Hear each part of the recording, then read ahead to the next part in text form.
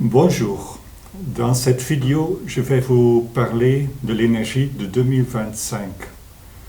Et pour ce faire, je vais me baser sur l'œuvre de Christiane Berland, sur ce qu'elle écrit entre autres dans le livre d'Alcyone et aussi dans le livre de Prince Sirius. Et donc, quand on fait 2 plus 0 plus 2 plus 5, ça égale à 9. Donc, 2025, c'est une année 9. Et le 9, il a déjà... Tout d'abord, je vais vous dire qu'il ne s'agit pas du tout d'une prédiction de l'avenir. Par rapport à ça, je vous ai déjà expliqué ça dans la vidéo de 2024 et c'est aussi expliqué très bien dans la clé vers l'autolibération dans la partie introductive du livre. Non, il s'agit simplement du message que nous adresse 2025, donc de la symbolique de 2025, de 2025. Et le 9, donc le 9, quand on regarde ce chiffre, il y a une boule en haut et ensuite il y a comme un crochet. Et il est très important, quand on regarde le chiffre 9, on voit déjà la symbolique de ce chiffre. Ça veut dire que en haut, là, dans la grande boule, il y a comme un grand contenu. Et ça peut aussi, en quelque sorte, symboliser votre tête et vos pensées et tout ce que vous avez comme idée, etc., etc. Et 2025, le 9 demande donc, avec tout ce contenu, de ne pas rester quelque part à planer en haut, au-dessus du terrestre, mais de bien s'ancrer, le 9, de s'ancrer dans la terre et de rester bien ancré dans la terre, de descendre, donc de ne pas rester là en haut dans votre pensée, mais de descendre dans votre corps terrestre. Et aussi sans crainte de descendre, de vraiment oser réaliser cette incarnation de vous en vous-même, de votre âme dans votre corps physique.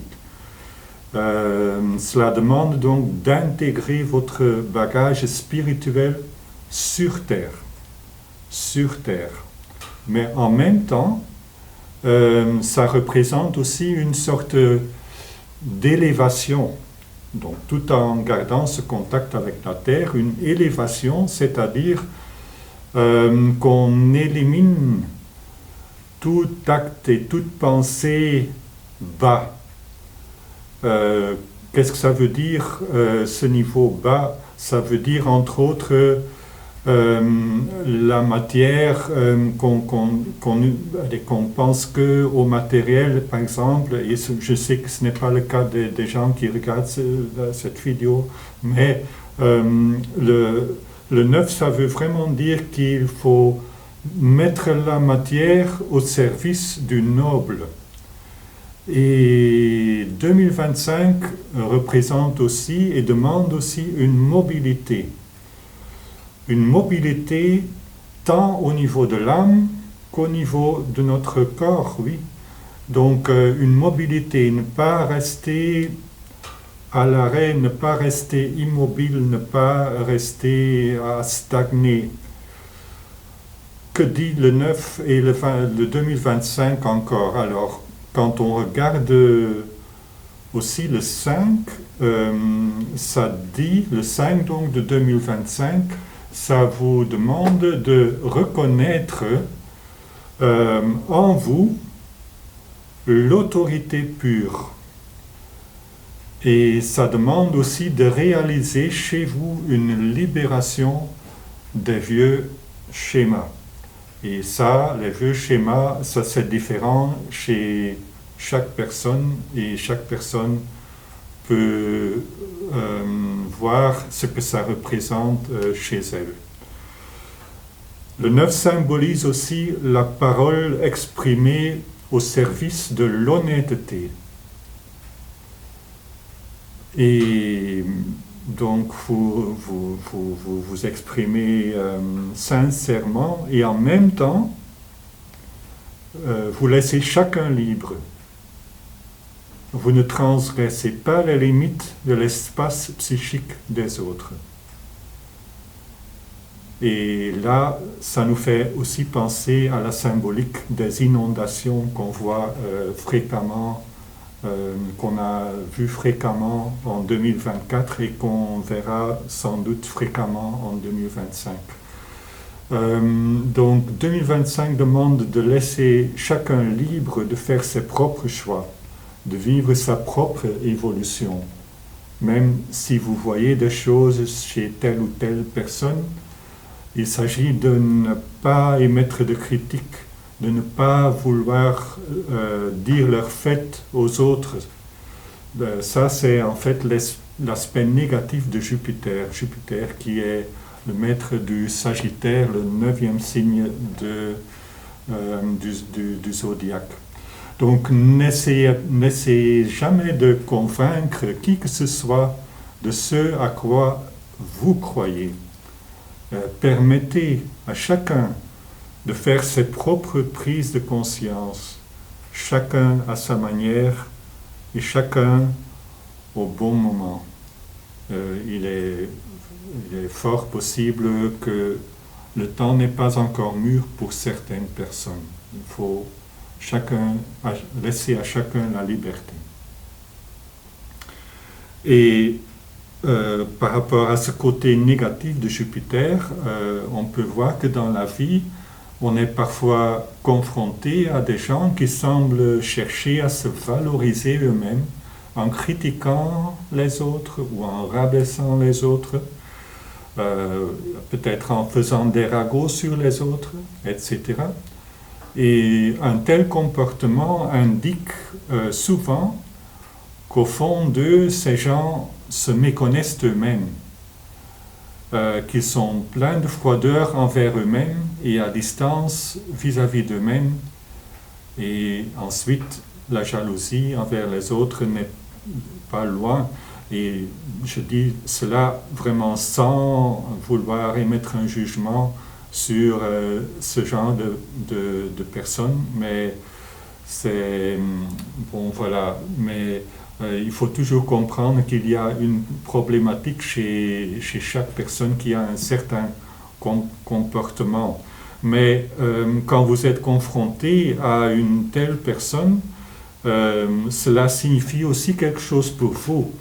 Et il est important de faire un peu d'introspection, une introspection à propos de ce que cela peut signifier pour vous, sur le fait qu'on jase sur vous, par exemple, ou sur le fait qu'on vous accuse à tort de quelque chose, ou qu'on vous critique. Et tout cela, ça c'est très bien expliqué dans la série des livres des signaux que vous voyez derrière moi. Ce sont divers chapitres dans ces livres-là qui vous expliquent pourquoi est-ce vous qui attirez ça. Pourquoi est-ce que vous attirez le fait que quelqu'un jase sur vous. Pourquoi est-ce que quelqu'un dit des choses sur vous qui ne sont pas vraies. Un aspect du message que cela vous adresse, et je ne dis qu'un petit aspect parce que c'est beaucoup plus que ça, mais pour ça vous pouvez lire les livres des signaux, lire ces chapitres dans les livres des signaux. Mais pourquoi est-ce qu'on jase sur vous? Alors en fait c'est pour vous insister, c'est une sorte d'exhortation de la part de la vie, de la part de votre propre noyau vital, pour vous encourager à vous, non pas à rentrer dans votre coquille, mais l'opposé, pour vous encourager à vous manifester d'autant plus fort, à vous montrer tel que vous êtes vraiment, en montrant en fait que vous êtes une bonne personne et que ce que l'on dit sur vous n'est pas vrai.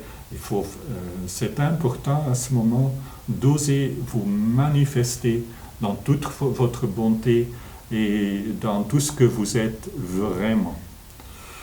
Le 5 de 2025 dit aussi, et là c'est un peu, disons, ça peut être l'aspect négatif du signe du lion. Le 5 de 2025 demande pas de fanfaronnade, pas de fausse fierté, pas d'arrogance hautaine, pas de suffisance. Et par contre, le côté positif du 5, le côté positif du signe du lion, c'est la souveraineté intérieure, la maîtrise. Et aussi, cette maîtrise, ça veut dire aussi qu'on ne se laisse pas entraîner par des pulsions instinctives, primales, parfois bestiales. En 2025, une élévation est demandée. Il s'agit donc de vous abandonner à la partie la plus élevée, la plus pure de votre je. Votre je. Le 5 représente aussi l'enfant humain autonome. L'enfant humain, donc le côté enfant qui est chez chaque être humain. Tous les êtres humains sont en fait comme des frères et des sœurs, et la vie est comme une fête d'enfants. Que vous ayez 5 ans, que vous ayez 75 ans, que vous ayez 100 ans, que vous ayez plus de 100 ans, il y a en vous un enfant joueur, un enfant spontané, un enfant candide, et la vie peut être pour chacun comme une fête d'enfants, quel que soit votre âge. Par rapport aux 2 de 2025, je vous dis aussi les deux qui sont dans 2025.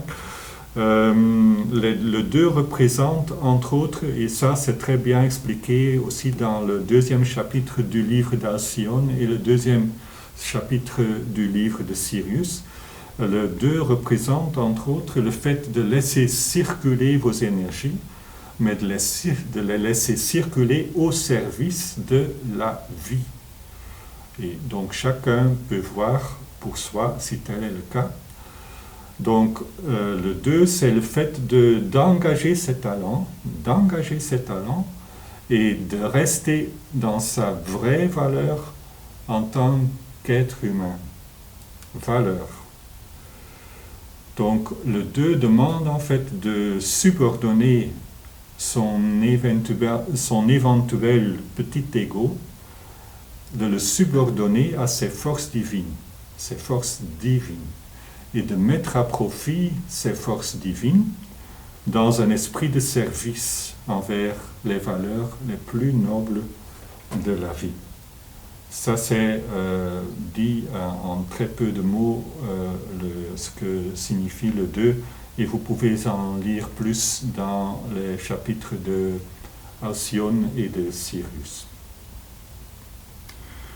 2025 demande donc une moralité élevée.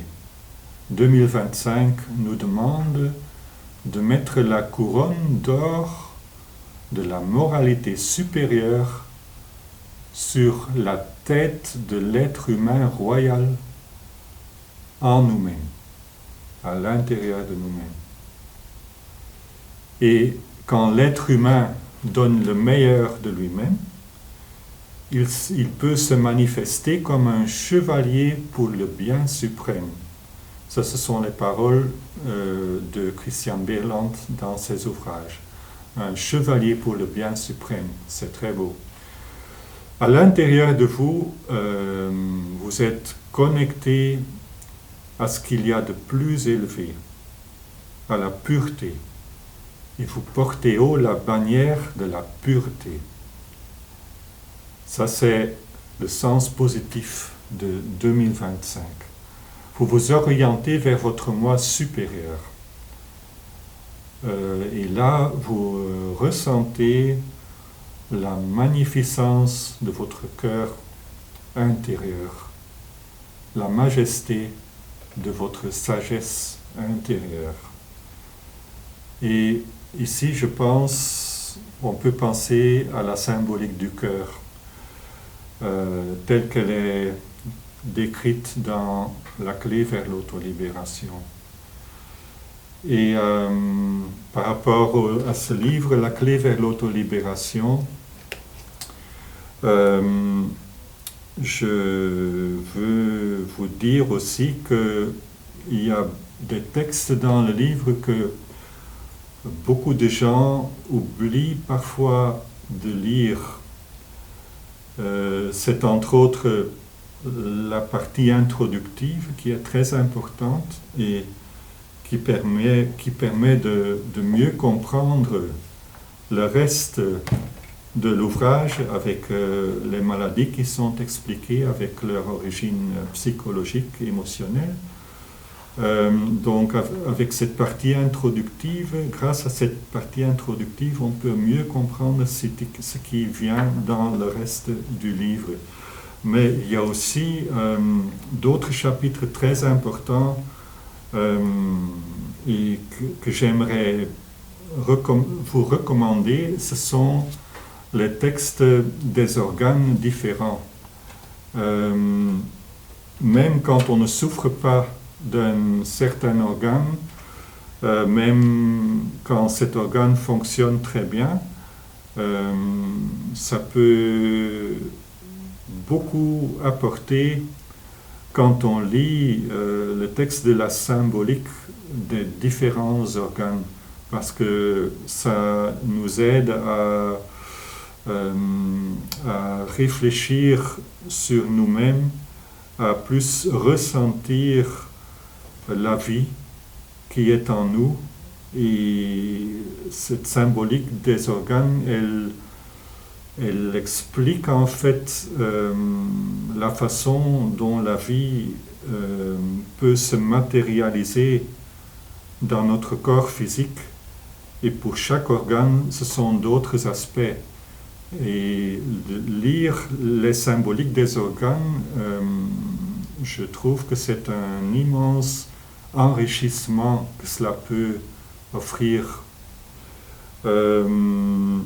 Et en tant qu'exemple, je pense au texte du cœur.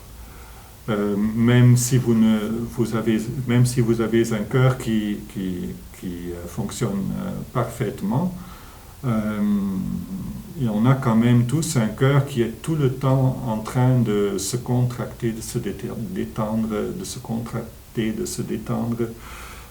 C'est comme un moteur qui ne cesse pas de fonctionner, même pas pendant le sommeil. Et c'est tellement bienfaisant quand on lit très tranquillement le texte du cœur.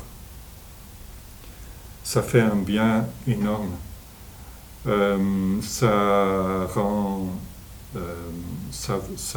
vous rend très tranquille. C'est une énergie très lumineuse, très bienfaisante, très rassurante, très sereine du cœur, donc le texte du cœur. Et bien sûr, je peux vous lire le texte, mais il vaut mieux que vous le lisiez vous-même à votre propre rythme. Je veux dire quand même que par rapport à moi-même, quand je lis ce texte, c'est donc, je vois ici, c'est une page dans le livre. Quand je veux bien lire le texte et quand je veux vraiment bien le comprendre, et non pas seulement avec ma raison, mais aussi dans mon ressenti, alors je mets beaucoup de temps à le lire, parce que chaque parole, chaque phrase est un monde en soi, est un univers en soi. Et il est très important de ne pas, selon moi, de ne pas lire ça trop vite, de très bien ressentir ce que représente telle ou telle phrase, telle ou telle parole. Et ça fait énormément de bien de lire les textes comme ça, aussi les textes du foie, du cerveau, de l'hypophyse, de l'épiphyse, des surrénales, de la vessie, etc., etc. Chaque organe des poumons, chaque organe a un message magnifique pour nous, tel que Christian Berland le décrit dans son livre. Pour le cœur, ça parle entre autres d'une sorte d'état de ne plus penser, mais juste d'être. Et d'être en quelque sorte ouvert pour laisser l'énergie de la vie et pour laisser les vents de la vie souffler à travers vous, à travers votre être, à travers votre tête, et de s'ouvrir à toutes les choses enrichissantes qui peuvent entrer dans votre être. Et tout cela au sein d'une structure très solide, la structure de votre je, de votre corps.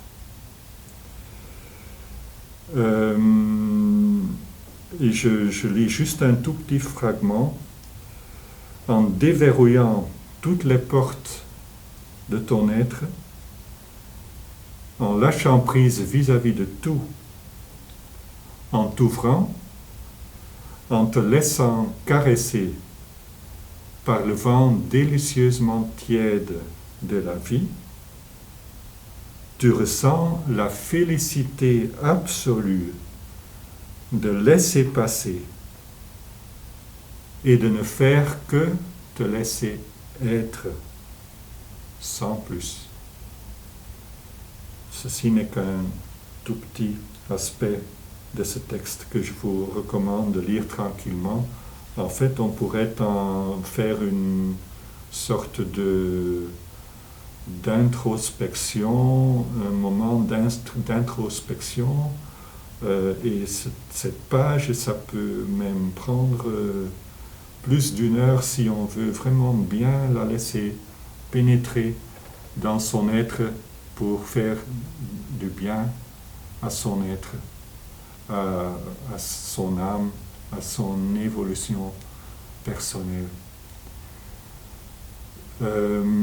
Par rapport au livre La clé vers l'autolibération, ce que j'ai déjà peut-être dit dans une vidéo précédente, mais j'aime le répéter, c'est que quand vous avez peur de développer telle ou telle maladie, par exemple parce que c'est une maladie qui se produit beaucoup dans votre famille, parce que peut-être votre mère et votre grand-mère en ont souffert, etc. Alors, qu'il s'agisse d'artériosclérose, d'arthrose, d'un infarctus, d'un cancer du sein, d'un cancer de l'intestin, des choses comme voilà, le cancer de la prostate. Alors, il peut être très salutaire de lire ces textes, même si vous n'avez pas d'infarctus ou pas de cancer de tel ou tel organe, mais de lire quand même préventivement le texte en question et de faire une sorte d'introspection, une examination de soi pour voir est-ce que les phrases de ce texte, est-ce que ça s'applique à moi? Sinon, tant mieux. Si oui, alors vous pouvez commencer à changer ça en vous. Et comme ça, vous faites une sorte de médecine préventive Et bon, ça ne peut jamais être mauvais, ça ne peut que faire du bien. Et bien sûr, ça ne veut pas dire qu'on ne doit pas se laisser suivre par des médecins traitants, compétents. Bien sûr, ça c'est le solide bon sens, ça c'est normal. Mais parallèlement avec ça, on peut aussi donc lire ces textes et réfléchir s'il y a encore quelque chose en soi qu'on fera bien de changer. Je me permets aussi de vous rappeler qu'il existe donc depuis pas très longtemps une nouvelle version considérablement augmentée de la clé vers l'autodélibération.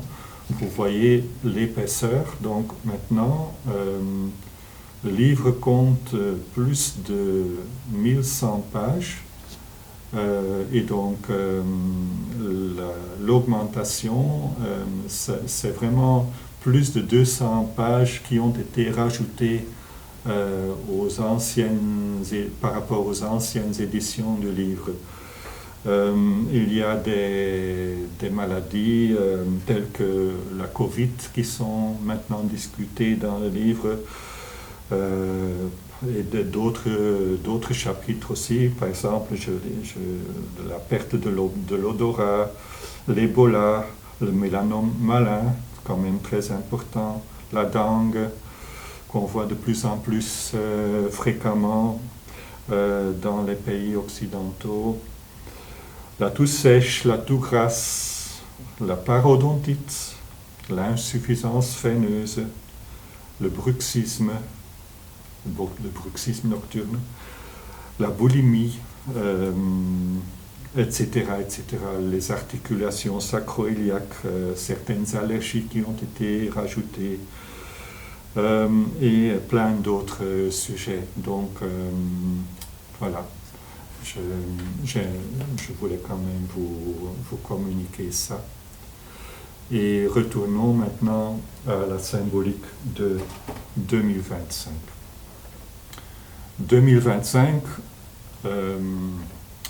vous encourage aussi à découvrir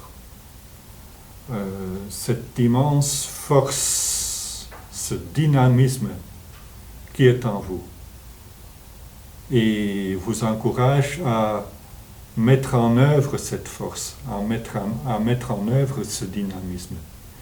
Et aussi à découvrir la sagesse qui est en vous, et aussi à la mettre en œuvre. Et 2025 vous demande de renforcer ce qu'on pourrait appeler la foi dans la bonne vie. La foi dans la bonne vie. 2020, ce sont les paroles de Christian. 2025 vous demande de renforcer ça, cette foi. Parce que cette foi représente, dit-elle, une force de feu. Et 2025 vous encourage à utiliser cette force de feu pour vous dire des choses à vous-même, pour faire quelque chose au niveau de vous-même, pour changer quelque chose en vous-même. Pour faire quoi? Pour changer quoi?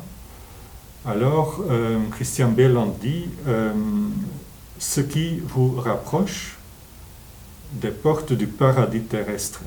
C'est-à-dire que vous, en tant qu'être humain, vous vous mettez à créer une atmosphère heureuse en vous-même. Donc 2025, c'est une très bonne énergie pour essayer de réaliser ça, de créer une atmosphère heureuse en soi-même. Donc 2025 vous encourage à vous rendre la vie agréable. Et il en découlera automatiquement que vous rendez la vie agréable à votre entourage. Mais il est important de commencer par soi-même, parce que le seul niveau où on peut vraiment changer quelque chose, c'est à l'intérieur de soi-même, et c'est pas chez les autres qu'on peut changer quelque chose. Ça va être le reflet des changements des changements que vous réalisez à l'intérieur de vous-même, de votre entourage en sera toujours le reflet. C'est ce que Christian explique dans le livre des signaux. Et donc, créer ce petit paradis, qu'est-ce que ça implique entre autres? Ça implique entre autres que vous dites stop à tout ce qui rabaisse la vie. Et donc que vous cessiez de vous rabaisser vous-même. Et beaucoup de gens font ça et c'est souvent un automatisme de dire moi je suis moche ou moi je ne vaux rien ou moi je suis vieux ou je suis usé ou des choses comme ça. Et 2025 demande de dire stop à ça. Et bon, il est important de rester très conscient et très vigilant par rapport à ça, parce que ce sont des automatismes par lesquels nous pratiquons une sorte d'autodestruction. Et donc en arrêtant ce fait de se rabaisser soi-même, nous pouvons arriver à un paradis, dit Christian Berland, un paradis qui est le paradis terrestre intérieur. Et c'est le paradis dans lequel vous lâchez prise vis-à-vis des autres et dans lequel vous vous engagez sur un chemin noble et pur avec une confiance inébranlable. Et donc, c'est important donc de se mettre à essayer de créer cette atmosphère heureuse en soi-même. Et dans ce contexte, on peut évoquer la magnifique symbolique de l'ananas dans le livre La symbolique des aliments. La symbolique des aliments, un livre tellement important pour utiliser au quotidien. Pourquoi est-ce qu'on a envie à un certain moment dans sa vie, pourquoi a-t-on envie par exemple d'une pomme, pourquoi est-ce pendant une certaine période, pourquoi est-ce qu'on raffole de poireaux ou de fenouil pourquoi est-ce qu'on a tellement envie d'aller dans un fast-food voilà, on voit, du camembert, j'ai envie de camembert, j'ai envie de chocolat. Tout ça, c'est différent pour chaque personne individuelle, mais c'est tellement enrichissant quand on comprend les messages des aliments dont on a envie. Et on n'a même pas besoin d'être malade pour cela, non. Tout en étant en bonne santé, on a tout le temps des envies alimentaires et c'est toujours quelque chose de très individuel, c'est différent chez vous que chez votre ami ou que chez votre mère ou que chez vos enfants. Donc c'est vraiment quelque chose de tout à fait individuel, nos envies alimentaires individuelles, et ça peut nous en apprendre énormément. Et c'est pour ça donc que Christian Berland a écrit donc la symbolique des aliments avec le message de plusieurs centaines de produits alimentaires. Je pense entre autres à un texte que je trouve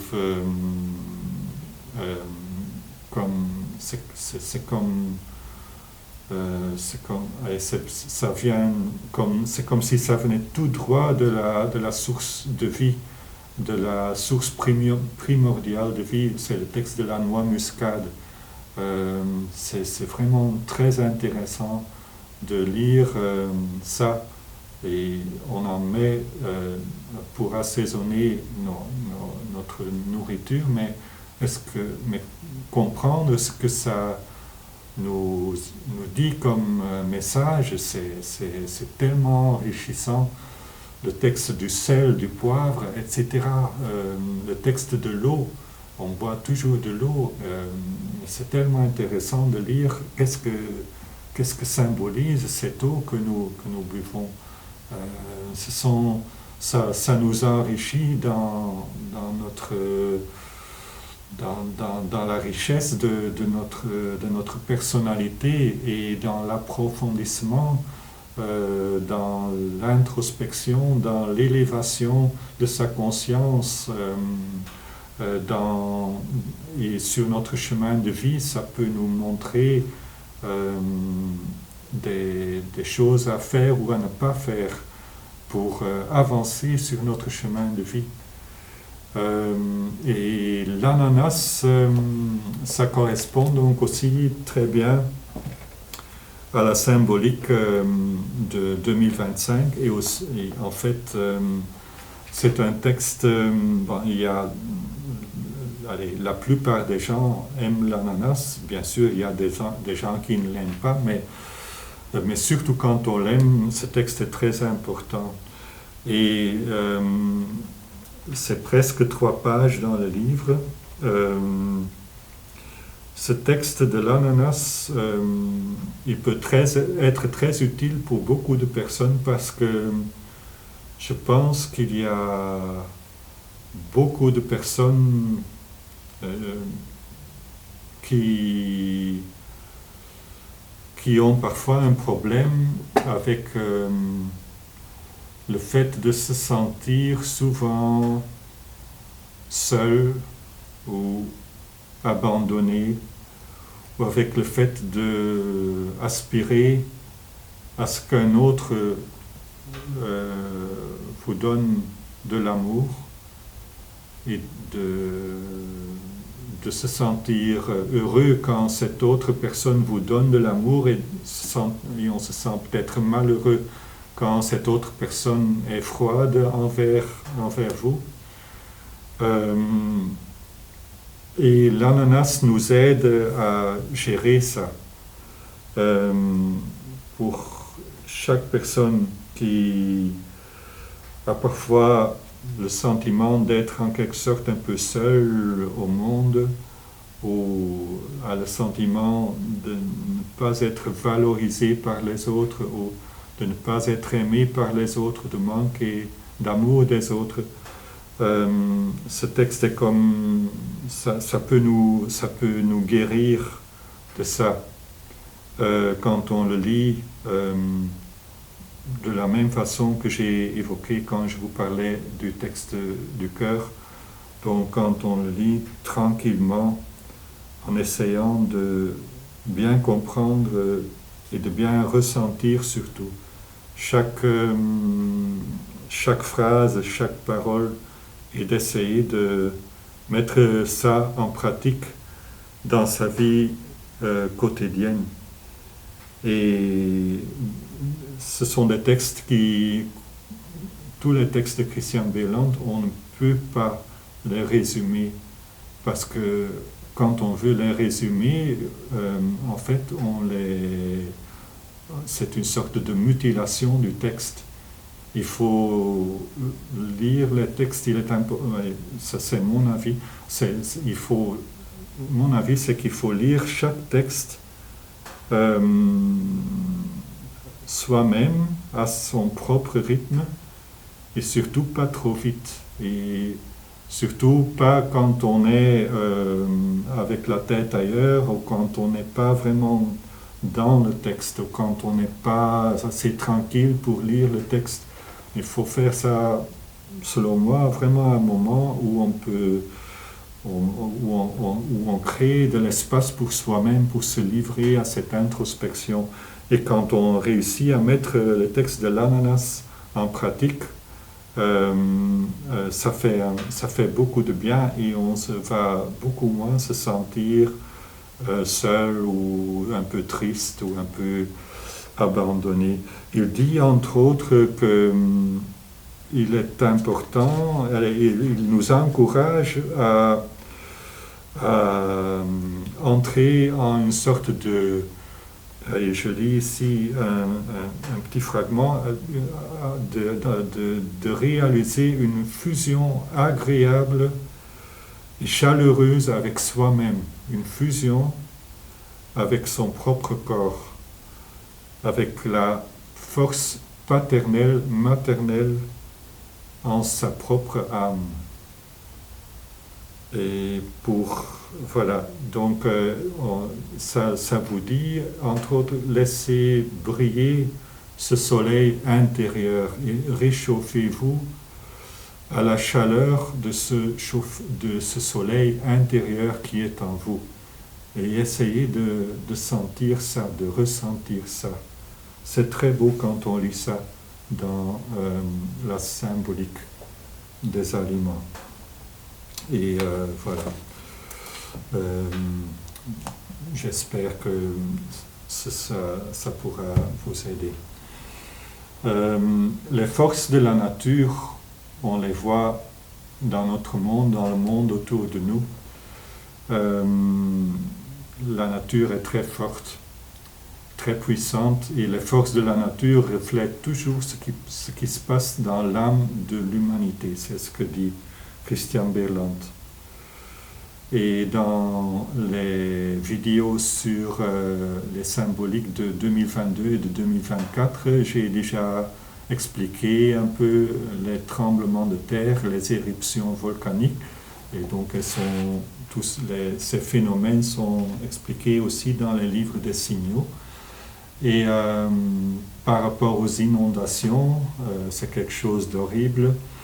On peut aussi dire que ça nous adresse un message à nous tous. Et par rapport à ça, il peut être très salutaire de lire le texte et ça se trouve dans le 3e tome des livres des signaux, le texte sur les inondations. Et là aussi, il y a beaucoup d'aspects, il est impossible de résumer le texte. Mais de quoi est-ce que ça parle, entre autres? Ça parle, entre autres, d'une sorte... allez, tout d'abord, il ne faut pas lire ce texte pour... disons, pour montrer les autres du doigt. Quand on lit ce texte, il est important de le faire en tant qu'introspection, de le lire pour soi-même. Et en fait, la symbolique de l'inondation à elle-même, elle dit ça aussi. Ne regardez pas toujours à l'extérieur de vous en tant qu'une sorte d'observateur qui regarde un peu comme observateur froid et avec une attitude distante. Non, la symbolique des inondations demande à chaque être humain sur notre planète d'aller regarder à l'intérieur de soi au lieu de scruter le lointain et de venir tout près de soi-même. Et là, je cite une phrase: « Pelotonne-toi vers l'intérieur, dans un mouvement de spirale en quelque sorte, toujours plus profondément dans ton cœur. L'unification, le réel retour chez soi est un fait. » Donc l'inondation te demande d'abolir toute distance qui te sépare de toi-même et du cœur humain, de l'essence de la vie qui est en toi. Donc au lieu de se remplir avec les choses extérieures à soi, il est important de regarder à l'intérieur de soi. C'est beaucoup plus que ça, ce que le message des inondations, mais bon, ça c'est un aspect important. Cela demande aussi de remédier à toutes sortes d'incertitudes et d'auto-accusations. Cela demande de ne pas se contracter dans l'incrédulité et dans l'auto-rabaissement. Là, je cite encore ce qui est écrit dans le livre.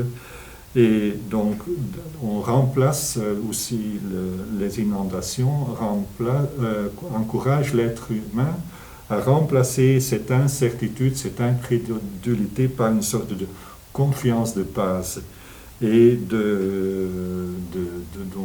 d'arrêter toute auto-accusation et de remplacer ça par le vrai amour de soi en se rapprochant de son propre cœur.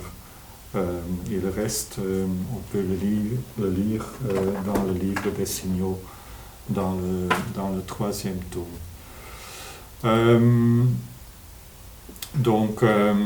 Ça aussi, c'est donc la symbolique de 2025. Donc de se tenir soi-même, tenez-vous vous-même, dit 2025, à un niveau élevé. Ne vous permettez pas de descendre vers tout ce qui est bas. Malgré les événements bruyants, les événements ténébreux qui se produisent dans le monde, 2025 vous demande de rester toujours présent auprès de votre propre noyau vital lumineux. Et que demande 2025 encore ? 2025 demande d'être comme l'être humain qui est toujours en route, que ce soit au sens propre ou au sens figuré, toujours en route et aller vaillamment de l'avant. Vous suivez le chemin de vie qui peut vous faire avancer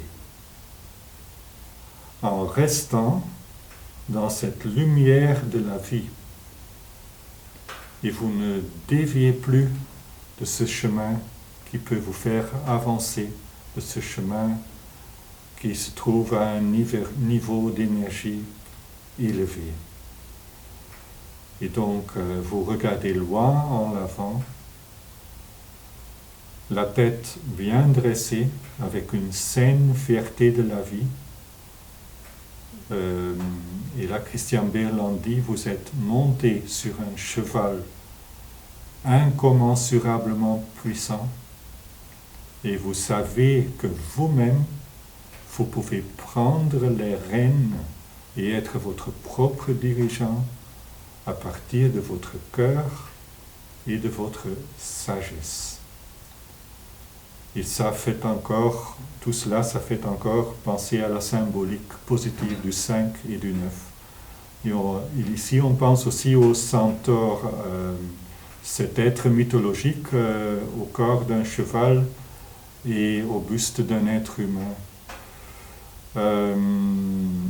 Où en fait, on vainc la bête, on vainc l'instinctif et on s'élève au niveau de l'être humain noble. Et vous ne restez pas, dit 2025, vous ne restez pas à l'arrêt sur ce chemin de l'évolution, de votre évolution. Donc, et en ce sens, la vibration de 2025 est dynamique. Et c'est le fait en soi d'être orienté vers ce qui est pur et élevé en vous, c'est ça qui éperonne le cheval. Donc, 2025, ça veut dire en route, dynamisme, en route, vers une vie plus noble, aller plus loin en vous-même. Vous pouvez faire des nouveaux pas, vous pouvez reculer des limites. Ça, ce sont les paroles de Christian Berland. 2025 demande d'aller jusqu'au tréfonds de vous-même, tout près de votre cœur, tout près de votre source, tout près de votre essence, et de garder haut la flamme rayonnante de la lanterne lumineuse qui est à l'intérieur de vous. Et cette lanterne lumineuse, ça c'est une image très forte. Essayez de ressentir à chaque moment de votre vie et de votre chemin, essayez de ressentir cette lanterne lumineuse qui est à l'intérieur de vous. Quand il y a des moments difficiles, essayez de sentir cette lanterne lumineuse qui est là, à l'intérieur de vous. Vous parvenez, en 2025, vous parvenez à de nouvelles visions. L'ancienne bête, comme je l'ai dit, elle est abattue, l'aspect bestial est éliminé. Et 2025 demande pour votre joie et celle des autres de garder pure la parole lumineuse et de vous manifester dans cette pureté. Donc de garder la lanterne lumineuse allumée à l'intérieur de vous, près de votre cœur. Cela fait penser au récit des Vierges sages et des Vierges folles. Donc de la lanterne lumineuse, de belles prises de conscience par rapport à la vie mûrissent grâce à votre introspection d'une part et grâce aussi au dialogue d'autre part. Christiane dit, la vie est une fête, chaque jour à nouveau. Chez l'être humain qui se comble lui-même par l'énergie de son cœur et par les sonorités de vie pure qui résonnent dans son être. Là aussi, ça c'est la symbolique de l'ananas. Plus vous vous branchez sur le sentiment de votre cœur plein d'amour, plus vous vous branchez sur l'amour du prochain en même temps, automatiquement, quand vous faites le premier, plus vous vous branchez sur l'amour du bien-être des plantes, des animaux, de notre planète, plus vous vivez dans le respect de tout ce qui est au sein des portes sacrées de la vie terrestre, et plus la vie est pleine de sens. Et c'est comme Christiane Berland le dit dans la partie introductive dans la clé vers l'autolibération. En fait, le sens de la vie, c'est le fait de vivre, c'est la vie en elle-même, c'est le sens de la vie. Et la vie est pleine de sens. Et plus on s'élève vers ce niveau noble, et plus on va pouvoir apprécier ce sens de la vie.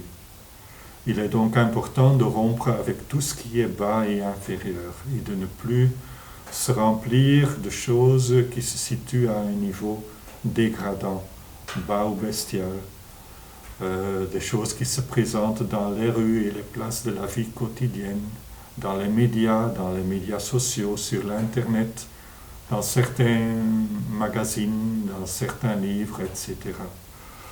Non, il s'agit donc de se connecter, de faire cette connexion, de se connecter à ce qu'il y a de plus élevé en soi et de ne pas prêter attention à ce qui avilit l'humain. Et bien sûr qu'il ne faut pas jouer les autruches par rapport à ce qui se passe dans notre monde. Mais néanmoins, plus on prête attention au négatif et plus on le renforce. Et par contre, en s'orientant vers ce qui est pur au sein de soi-même et en ne prêtant pas attention aux ténèbres de la société, en ne participant pas à ce jeu, on renforce le bien dans le monde.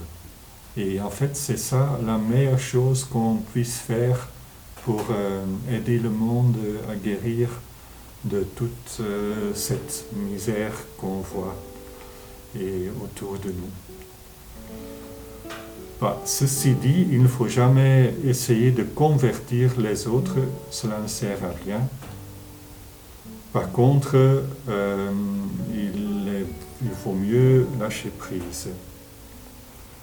Et lâcher prise vis-à-vis du négatif et aller de l'avant sur son propre chemin en étant animé par les forces de feu qui sont en soi.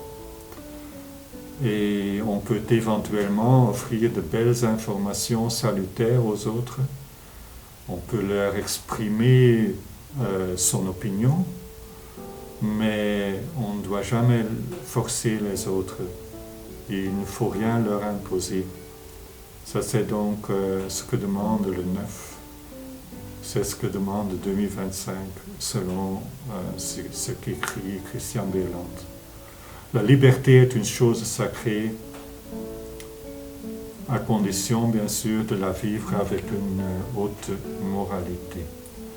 Et donc, pour finir cette vidéo, je vous dis encore quelque chose que Christiane écrit aussi.